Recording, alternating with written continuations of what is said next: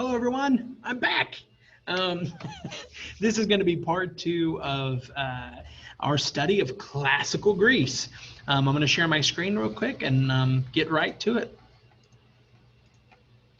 So last week, just a quick review, we established not only like giving you two case studies of Sparta and Athens, but now we're going to move directly into Athenian culture and the classical era. And why do we do this over Sparta? We're going to cover a little bit more of Sparta as we go, but we do this because Athens is what really holds the test of time. The thoughts and the thinking that comes out of Athens is what really puts the trajectory of Western civilization where it is today. So that's why. So in the 5th century Athens, we're going to look at this lecture is going to look at the cultural achievements of 5th century Athens, focusing on the four subtopics listed above: classical art, drama, history, and philosophy. So Athenian art and architecture. This is the Parthenon. And in a moment, we're going to go to Google Earth, and I'm going to show you some of this stuff kind of like right in your face. The Parthenon is a richly decorated marble temple dedicated to the goddess Athena and built on the Acropolis in Athens. It was one of the most important architectural achievements of classical Athens, and it was built at Pericles' direction and is generally held as the greatest cultural monument of the ancient Greeks. Its design, while hardly innovative, is reflective of the high artistic style of classical era Athens, and it contained a massive ivory and gold statue of Athena, now lost by the famous sculptor Phidias. And its interior was decorated with a number of friezes depicting aspects of the Athenian life. So here's some of the friezes that is on the Parthenon right here, and this is some other sculptures. So this is where we came from in the Archaic era, and this is where we moved more into the classical era. So above is a photograph of the friezes. Notice the realism. It's like you're literally looking at like a sculpture of real life. Realism is a proportion and harmony are hallmarks of classical sculpture. Compare the archaic statue with the classical discus thrower, Discobolus. Sorry. To this day, we are naturally drawn to the classical style. It looks almost perfecto. Those crafty Greeks. Just the archaic era had its special pottery types, so too did the classical era. The hallmark of classical era in Athens is a red figure wear. Basically, it's an inversion of the black figure wear of the late archaic era. Cool, right? Well, maybe for like pots and pans. It's not really my thing, but like there's literally a whole field in anthropology dedicated to the study of pots and pans, and that's fine. I just never found it too interesting personally. The birth of drama. Now we're getting into something I love. I love drama. Drama and theater emerged in Athens and spread to the rest of the Greeks and beyond into the known world. During the late archaic and classical eras, early theater consisted of choruses and recited legendary and mythological poetry during a festival in honor of the god Dionysus. Later, a single individual, the first actor, was isolated from the chorus and had a dialogue within it. Finally, by the classical era, a second actor was added, with more to come. In classical Athens, there was an annual competition between playwrights during the festival in honor of the god Dionysus. Here in the theater of Dionysus, 17,000 people watched 3 plays per day for 3 days and then voted on which was the best. Prizes were then awarded by category, and the most important being tragedy and comedy. I miss going to the theater, guys. It's like one of my favorite things to do. I'm going to stop here. I'm going to go to Google Earth, and I'm going to show you some of this. So I promised that I would show you some of the Parthenon. So we're going to go into first-person view here. This is the Acropolis. We're here. Here is the Parthenon. Pretty cool, right? You zoom back out, and you go, see if we can go right here. This is a really cool spot too.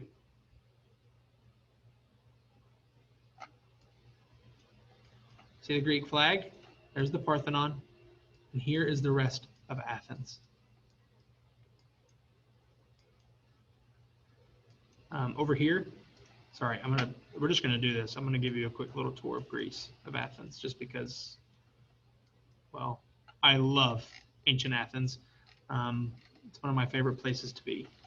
So this right here is the first, this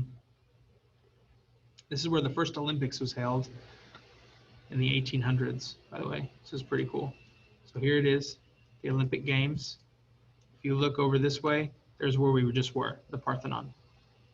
So anyway, if you ever get a chance, just hang around on Google Earth, you can look at some of the stuff that we talk about. It's kind of cool, but I was here for a reason, and that was to show you the Dionysian Theater, which is right here. The old original, or Greek, or drama, the stuff, like if you go to the movie theater, this is where it starts, people, right here. This is where it begins. So it's really, really cool. So if you can imagine, right, up the hill here is literally all seats. All of this was seats, all the way up to this where the Acropolis is, all of that. This right here used to be like the entrance coming into the theater, coming down. You can still see where the little steps were all the way up the side. Anyway, when I was in Athens, I took a picture right here. It's kind of cool, looking back. Also, while we're here, we're going to look at the Agora, which is right here. This is the Agora. We're going to actually look at a replica of one of the marketplaces. So they rebuilt on the foundation of an old one. They rebuilt a marketplace, which is right here. So this is what a market looked like. This is really, really cool in person. But anyway, this is what it looked like in ancient Athens. So they rebuilt this right here on, this is a stoa, which is just a market. Think of it as a market. But this is the entire ancient Agora right here. See if I can get a bird's eye view of it. So if you zoom in right here, this is a temple. So this is a temple here. But this, all of this, this is that stoa. This whole thing right here was the government and marketplace center of Athens. And then if you're curious and you want to know, let me think here. Let's see where I'm at. So there's the Acropolis. This right here. Is it here? No, it's here. Sorry, this is harder than it looks. Yeah, it's right here. This is the Pinks. This is where democracy starts, right? So this is a huge marble platform. Once we get here, I'll turn. So this was a huge, all of this right out here. So here was the stage, and all this right here was a marble platform where people would come and debate the politics of the day, and they would vote, and they would have issues. Right there is the Parthenon and the Acropolis. Straight ahead over there is the Agora. So hope you find this somewhat interesting. I like doing tours like this. Anyway, Athens is huge, guys. This isn't like a small city. It's huge. This is the ancient port of Athens, by the way, right in here. So here's the Hellenistic Museum for ancient Athens. Just if you're interested and you like being like a nerd like me. Anyway, okay, sorry, we're gonna move forward. I apologize. So that's the birth of drama. So I took you there to the theater. So tragedy. Tragedy was the closest thing that Athens had to horror movie, and it was the most popular kind of drama in classical Athens. Tragedy is usually centered on an aristocratic individual who was good but flawed, and who, because of his flaws, underwent a reversal of fortune. This is, by the way, fortune is actually controlled by the goddess Fortuna. The reversal then made the individual stronger, or served as a cautionary tale for the horrified audience. There was a number of famous Athenian tragedians, but the three who stand out above the rest first and earliest is Cephalus. He is credited with introducing 2 actors to the stage. He wrote 80 or so plays, but only 7 survive today. His most famous is a trilogy of plays called Oresteia, which center on the famous king Agamemnon. They deal with the betrayal, murder, vile vigilance, and divine justice and retribution. Heavy stuff, but it's really good. The second is Sophocles, whose works you've probably read. You just might not know it. He is credited with introducing multiple actors to the stage. He wrote about 120 plays, but again, only 7 survive.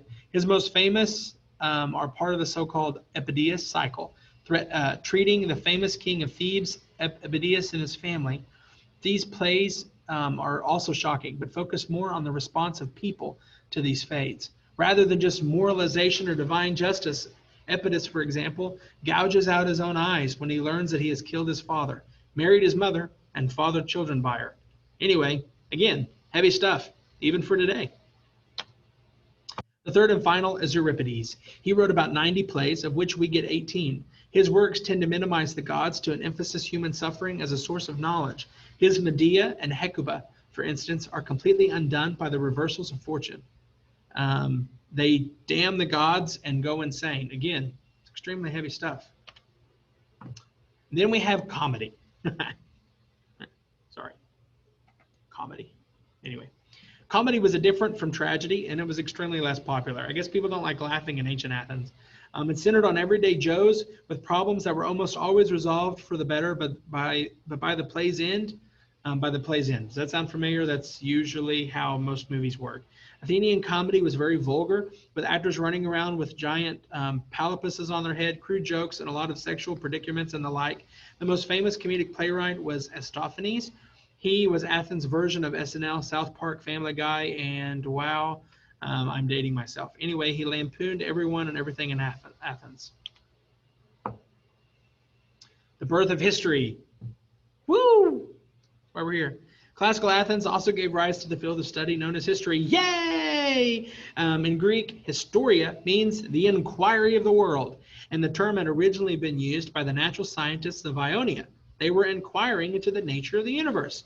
In 5th century Athens, however, Herodotus, a medic from Ionia, applied the term to the investigations of society and humanity rather than the natural world. His histories, written in 431 to 425, is the first true history written in the Western world. It examines the causes and effects, recounts key events in the Persian Wars, and includes the colorful little details like the ethnographic excursus. Herodotus is considered the father of my field, history, the father of anthropology, and the father of lies. He made stuff up, guys. Thucydides, an Athenian statesman in general, followed in Herodotus' footsteps, writing his own histories. This one treating the Peloponnesian War. It is sometimes referred to as one of the greatest histories ever written, but it lacks the colorfulness of Herodotus and seeks instead to uncover universal truths about humanity and the nature of power by investigating efforts. Here's Herodotus' histories, by the way. I just went and grabbed a copy off the bookshelf before I started this. Philosophy also developed in important ways in classical Athens. The need for good public speaking during debates led to the emergence of teachers known as sophists, which means the wise guys. So guys, I'm a wise guy. That's a joke. It can be pretty dumb sometimes. They claimed they could teach politics, virtue, and proper speech for the right price, of course. Their students learned to weigh both sides of an argument, to find the best way to argue one side or the other, and to see truth as relative to the specific issue in question. And they were only given 500 words to do so. Ha ha ha ha. Sophists were relativists. They were relativists, and often with moral implications. Many asked, for instance, whether morality and the laws were grounded in a higher order, a physis, or simply a human convention, a nomos. Protagoras famously claimed that a man is the measure of all things. People determine what is wrong or what is right. Thrasymachus challenged the very idea of goodness. He claimed that what was good was what benefited the strong. Might was right, in other words. This is some deep stuff, right? So a man is the measure of all things. People determine what is wrong or right. So think about in your life some of the things that are wrong, but they're not wrong to other people. But you're also like, whoa, whoa, whoa, man, that was wrong. But then they look at you and they're like, what? No, it wasn't.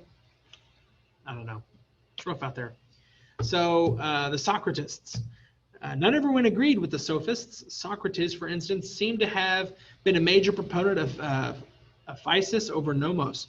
Though it is not entirely clear because we don't have any of his words, we know more about Plato's ideas, which is Socrates' student, and a number of his works survive. He advocated for the theory of forms. It's too complicated to explain here, so reread this. The implications are more simple. Plato argued that there were good and evil, truth and untruth, Barthian and Targian. In other words, nothing was relative. Platonism has gone on to be one of the most influential philosophies ever and played an important role in the development of the Jewish, Christian, and Islamic thought. Plato's student Aristotle was more pragmatic and advocated that truth could be discovered from the inner workings of things. In other words, that investigation and logical reasoning could reveal what was and what was not and what could be. Whew! Plato and Aristotle were writing in the aftermath of the Peloponnesian Wars, when polis and leagues were vying for the hegemony, and warfare had become endemic. Neither was blind to these developments, and each responded in different ways. They applied their philosophies to the theories of government, believing that the best kind of government would lead to the stability of their people. In his Republic, Plato suggested that a government ruled by enlightened philosophers was the way to be. Aristotle, on the opposite hand, suggested that a mixed constitution that incorporated aspects of democracy, monarchy, and oligarchy would pave the way for success and stability. Neither, however, looked beyond the polis for this solution. But this Athenian philosopher did. Isocrates despised the lack of unity among the Greeks and believed that a strong leader, a tyrant, or a king might be able to unite the Greeks against a common enemy, the Persians. And he had two rulers in mind. The first was the tyrant of Syracuse, and second was the king of Macedonia. The later, you'll see in the next lecture, would be happy to comply. That is the end of Lecture 2 of Ancient Greece. Hang in there. We're going to have a good time.